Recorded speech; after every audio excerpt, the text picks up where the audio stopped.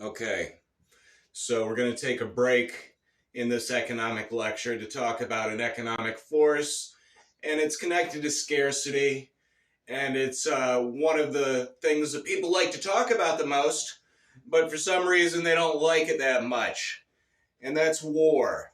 Now, war, I get a lot of shit for it because I'm very pro-war.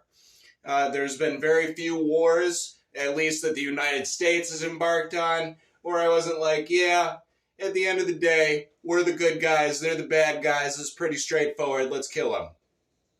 Very few situations that hasn't been applicable in.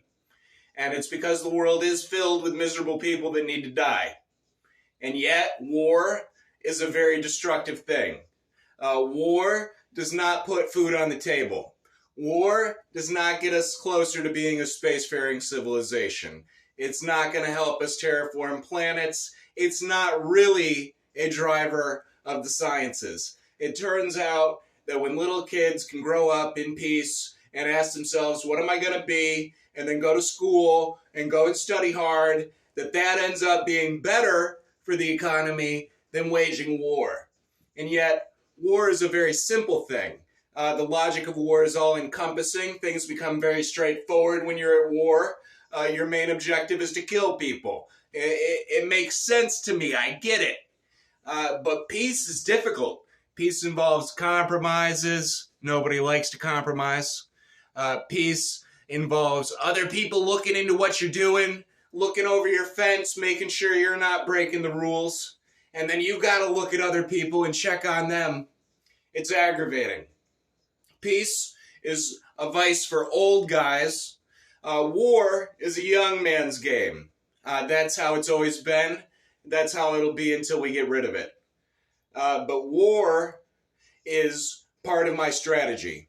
I'm not going to lie to you. I'm not going to say that I don't have a war plan. I have a peace plan, and I hope that my peace crew brings about world peace so I don't have to use my war tribe to rain death on the enemy.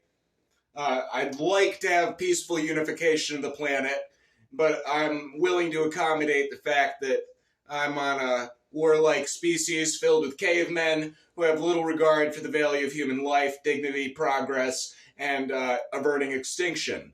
So, to avert extinction, I'll wage global war. To bring about a space-faring civilization, I plan to use global peace.